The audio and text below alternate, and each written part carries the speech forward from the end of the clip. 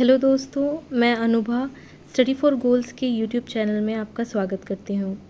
आप सभी JSSC CGL English paper 2 के सिलेबस से तो वाकिफ़ होंगे और अगर आपको पता हो तो इंग्लिश पेपर 2 से हमें अनीता देसाई द्वारा लिखी गई नॉवेल फास्टिंग फीस्टिंग पढ़नी है।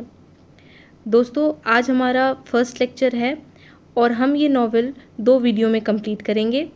आज के वीडियो में हम अनीता देसाई के लाइफ के बारे में, उनके लिटरेरी करियर के बारे में, उन्हें कौन कौन से अवार्ड्स और अचीवमेंट्स मिले हैं, ये सभी देखेंगे। और अगले वीडियो में हम उनके द्वारा लिखी गई नॉवल फास्टिंग फीस्टिंग पढ़ेंगे, उसकी समरी, क्रिटिकल एनालिसिस, थीम्स और कुछ रेलेवेंट क्वेश्चंस दोनों टॉपिक से रिलेटेड डिस्कस करेंगे। मैं पूरी कोशिश करूँगी कि मैं आपको आज का टॉपिक ईजी लैंग्वेज में समझाऊँ ताकि आप इसे अच्छे तरह से समझकर ज़्यादा से ज़्यादा क्वेश्चंस अटेम्प्ट कर सकें। जैसा कि आप स्क्रीन में देख सकते हैं, हमारा आज का टॉपिक है Anita Desai and her works. तो चलिए लेक्चर शुरू करते हैं। दोस्तों, अगर मैं अनीता देसाई को इंट्रोड्यूस करूँ तो Anita Desai is known for her insightful portrayal of Indian culture. Anita Desai ने इंडियन कल्चर को अपने नॉवेल्स में रिफ्लेक्ट किया है, इंडियन सोसाइटी को दिखाया है, इंडियन सोसाइटी में कैसे स्ट्रगल्स होते हैं, गरीबी, पैट्रियार्की, जात पात, women suppression, male dominated society, ये सारी चीज़ों को उन्होंने एक्सप्लोर किया है। और उनके कैरेक्टर्स जो होते हैं, नॉवेल्स के जो कैरेक्टर्स होते हैं, वो अपनी आइडेंटिटी के लिए कैसे स्ट्रगल करते हैं, अपने जेंडर स्ट्रगल उन्होंने दिखाया है। इंडियन सोसाइटी में कितनी कॉम्प्लेक्सिटीज़ आ सकती हैं, लोग किस तरह से सफ़र करते हैं, ये भी उन्होंने बहुत ही बखूबी तरीके से माइन्यूट डिटेल्स में लोगों को पोर्ट्रे किया है अपने नॉवेल्स में। हर works reflect her own experience. कहीं ना कहीं अगर आप उनके नॉवेल्स को पढ़ेंगे तो आप देखेंगे कि उन्होंने अपने नॉवेल्स में अपने पर्सनल एक्सपीरियंस को रिफ्लेक्ट किया है। उनकी खुद की लाइफस्टाइल कैसी रही है, उन्हें कैसा दो कल्चरल क्लैश में कैसे उन्होंने अपने लाइफस्टाइल को मेंटेन किया है, ये उन्होंने अपने नॉवेल्स में भी दिखाया है। मैं इसलिए कल्चरल क्लैश की बात कर रही हूँ क्योंकि उन्होंने अपने मैक्सिमम नॉवेल्स में ट्रेडिशन और मॉडर्निटी, ये दो बहुत ही इम्पॉर्टेंट चीज़ें हैं जो उन्होंने अपने नॉवेल्स में दिखाया है। एक ट्रेडिशनल लाइफस्टाइल कैसी होती है, वहाँ पे क्या किस तरह के स्ट्रगल्स होते हैं, लोग क्या क्या प्रॉब्लम्स फेस करते हैं, ये भी उन्होंने बताया। और साथ में ये भी बताया कि मॉडर्न सोसाइटी में लोग कैसे रहते हैं, किस तरह से अकेलापन महसूस करते हैं, उन्हें अपनी आइडेंटिटी के लिए कैसे स्ट्रगल करना पड़ता है। तो दो अलग अलग कल्चरल क्लैश उन्होंने दिखाया है।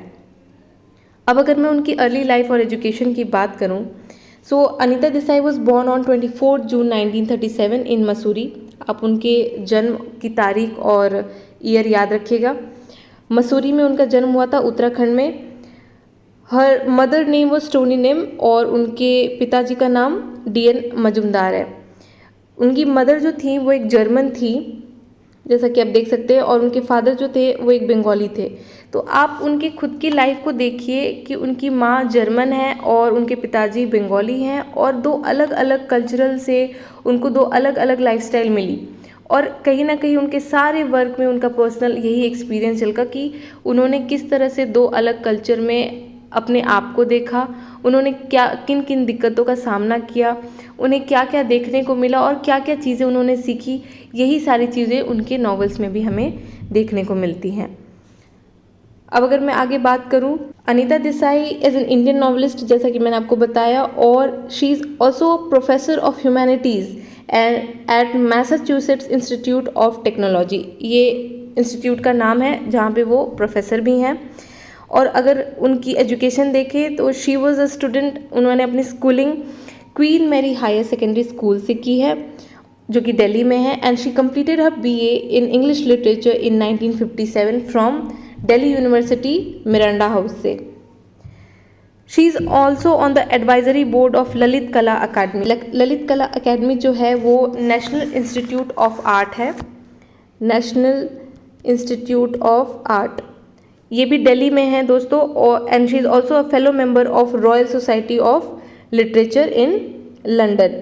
शी मैरिड अश्विन देसाई, उनके जो पति का नाम है वो अश्विन देसाई है। उनके हस्बैंड भी लेखक हैं और one of the most famous book written by her husband is between eternities ideas on life and the cosmos. ये उनके हस्बैंड ने लिखी है ये बुक, और उनके हस्बैंड का नाम अश्विन देसाई है।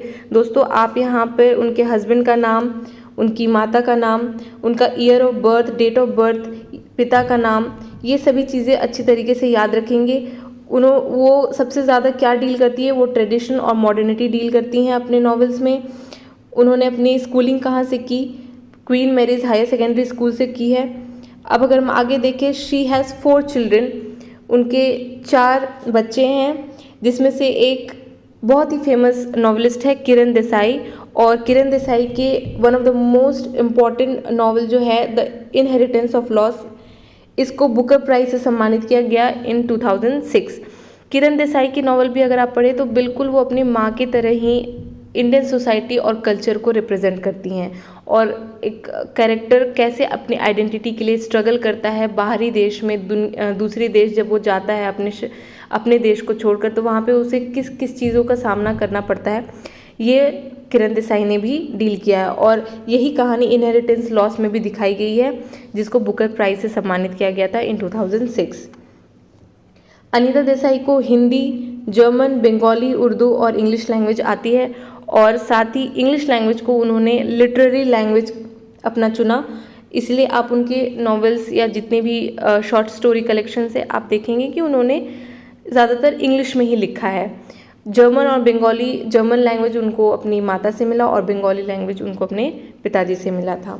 अब अगर हम उनके लिटरेरी करियर के बारे में बात करें, उनका लिटरेरी करियर इन जनरल तो 1960 से शुरू हुआ था, इन द ईयर 1960, लेकिन at the very early age she started writing, and at the age of 9 she published her first short story. 9 साल की उम्र में ही उन्होंने शॉर्ट स्टोरी पब्लिश की थी। इन जनरल तो हम ऐसे कहते हैं कि 1960 से उनका लिटरेरी करियर शुरू हुआ था, और अब तक उन्होंने बहुत सारे नॉवेल्स, शॉर्ट स्टोरीज और चिल्ड्रन बुक्स लिखे हैं। One of the most notable work of Anita Desai is clear light of day. ये बहुत ही इंपॉर्टेंट नॉवल है, clear light of day, and it was published इन 1980।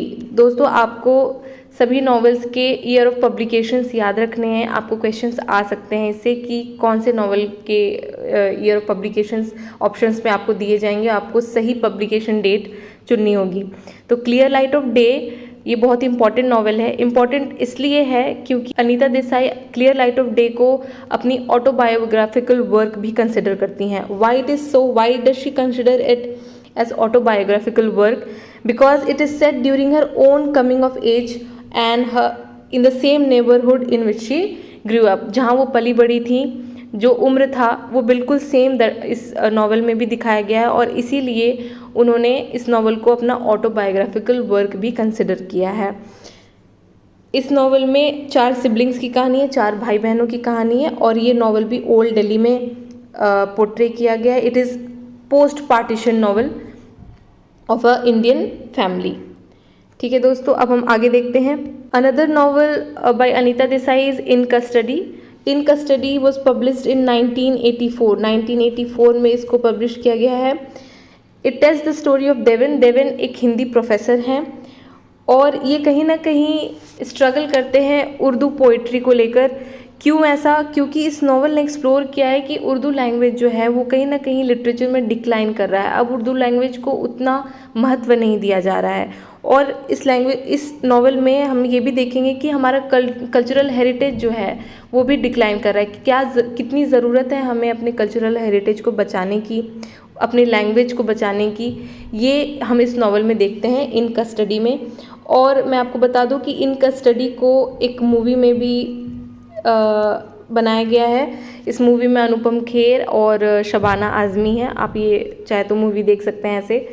और अगर आपको ये क्वेश्चन आ सकता है कि अनीता देसाई की कौन से नॉवल को एक मूवी में भी रूपांतर किया गया है, तो आप यहाँ पे बता सकते हैं कि इन कस्टडी को मूवी में भी ट्रांसलेट किया गया है। Anita Desai another very important novel जो कि आपके सिलेबस में भी प्रिस्क्राइब्ड है, वो है fasting feasting. It was published इन 1999, और इसे इंटरनेशनल लेवल पे नेम फेम मिला है। ऐसा क्यों है? क्योंकि ये नावल 2 पार्ट में डिस्कस करती है। मैं आपको बता दूँ, पहले पार्ट में ये नावल उमा के बारे में डिस्कस करता है और दूसरे पार्ट में ये नावल अरुण के बारे में डिस्कस करता है। उमा और अरुण दोनों भाई बहन हैं। Uma is born and bought up in India, और वो इंडिया में ही एक छोटे से गांव में पली बड़ी है। तो वहाँ पे उसको किस किस चीज़ों का सामना करना पड़ता है, पढ़ाई को लेकर, अपनी आइडेंटिटी को लेकर, अपने फ्रीडम को लेकर, ये सभी चीज़ें हम देखते हैं पार्ट 1 में। और पार्ट 2 में अरुण उमा का भाई है और वो स्कॉलरशिप लेके अमेरिका चला गया है, लेकिन अमेरिका जाने के बाद भी वहाँ उसे कहीं ना कहीं अपनी आइडेंटिटी नहीं मिलती है। वो वहाँ का कल्चर, वहाँ का लाइफस्टाइल उसको पसंद नहीं आता है। तो हम एक मॉडर्न लाइफस्टाइल भी यहाँ देखते हैं और एक जो ट्रेडिशनल लाइफस्टाइल है वो भी देखते हैं। ट्रेडिशनल लाइफस्टाइल हमें उमा से देखने को मिलती है और मॉडर्न लाइफस्टाइल जो है वो हमें अरुण के लाइफ से देखने को मिलती है। और जब ये दोनों ट्रेडिशन आपस में क्लैश करते हैं तो क्या क्या चीज़ें होती हैं, क्या लोग फेस करते हैं, कैरेक्टर्स कैसे डील करते हैं, ये सभी चीज़ें देखने को मिलती हैं हमें। अब अगर हम उनके और लिस्ट ऑफ वर्क देखें तो यहाँ पे मैंने नॉवेल्स बताए हैं जो आप इसके ईयर ऑफ पब्लिकेशन के साथ आप याद कर सकते हैं। Cry the peacock, voices in the city, bye bye Blackbird.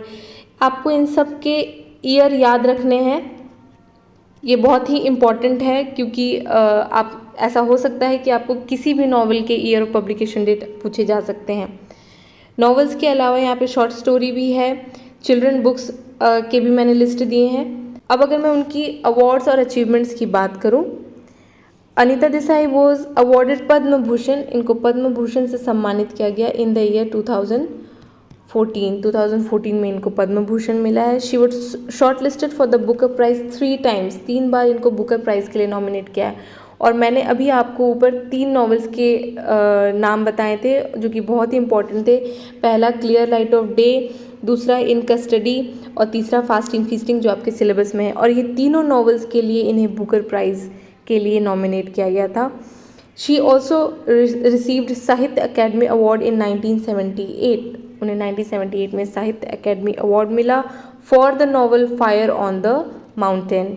And she won British Guardian children book fiction prize for the novel the village by the sea, और विलेज बाय द सी 1983 में इनको ये प्राइज़ मिला। तो यहाँ पे मैंने आपको कुछ ही अवार्ड्स और अचीवमेंट्स के बारे में बताया जो कि इम्पॉर्टेंट है। अपार्ट फ्रॉम दिस उन्हें और भी बहुत सारे अवार्ड्स मिले हैं। आई होप कि आपको आज का लेक्चर अच्छे से समझ में आया होगा। मैं एक बार ओवरऑल आपको बता देती हूँ। अनीता देसाई 2 चीज़ों को बहुत अच्छे तरीके से डिस्कस करती हैं, ट्रेडिशन और मॉडर्निटी। कल्चर के बारे में वो रिप्रेजेंट करती हैं। उनका डेट ऑफ बर्थ आपको याद रखना है, उनकी माता का नाम, पिता का नाम आपको याद रखना है। और इंग्लिश लिटरेचर में उन्होंने अपना बीए कंप्लीट किया 1957 में। ललित कला अकेडमी की वो एडवाइजरी बोर्ड मेंबर भी हैं, जिसे हम नेशनल एकेडमी ऑफ आर्ट भी कहते हैं। उनके हस्बैंड का नाम अश्विन देसाई है और अश्विन देसाई भी लेखक हैं जो और उन्होंने एक बुक लिखी between eternities, ideas on the life on the cosmos. Literary contribution में मैंने आपको 3 नॉवेल्स के बारे में बताया, clear light of day, in custody, fasting feasting. ये तीनों नॉवेल्स के लिए उन्हें बुकर प्राइज़ के लिए नॉमिनेट किया गया था। I have also provided you with list of other novels and short story collection and children books. ये आप ईयर वाइज याद रखिएगा। अवार्ड्स और अचीवमेंट्स में बहुत इंपॉर्टेंट है कि उन्हें पद्म भूषण से सम्मानित किया गया था, ये आप याद रखिए। और कौन से नॉवल को बुकर प्राइज़ के लिए नॉमिनेट किया गया ये भी आप ध्यान में रखिएगा। These are the important points and it might come in your exam also. I hope कि आपको आज का लेक्चर समझ में आया होगा अच्छे से। मैंने पूरी कोशिश की है कि आपको ये इजी लैंग्वेज में समझाऊं, और अगर आपको अच्छे से समझ में आया है तो आप जेएसएससी सीजीएल की तैयारी पर लग जाइए। और स्टडी फॉर गोल्स के द्वारा जो आपको मेगा प्रैक्टिस सेट प्रोवाइड किया जाता है, जिसमें प्रतिदिन 25 क्वेश्चंस आपको भी प्रोवाइड किए जाते हैं, क्विज क्वेश्चंस होते हैं। आप ये अटेम्प्ट कीजिए, आप देखिए कि आपको कितने क्वेश्चंस आप अटेम्प्ट कर सकते हैं। Apart from this, study for goals आपके लिए इंग्लिश पेपर 2 की कंप्लीट कोर्स लेके आया है, जहाँ पे आप कंप्लीट आपको वीडियो लेक्चर प्रोवाइड किया जाएगा, हैंड रिटन PDF नोट्स भी प्रोवाइड किए जाएंगे, topic wise sectional test, previous year paper और फुल लेंथ टेस्ट भी प्रोवाइड किया जाएगा। तो आप इंग्लिश की तैयारी में लग जाइए और ज़्यादा से ज़्यादा लोग सब्सक्राइब कीजिए। थैंक यू सो मच, मिलते हैं अगले वीडियो में।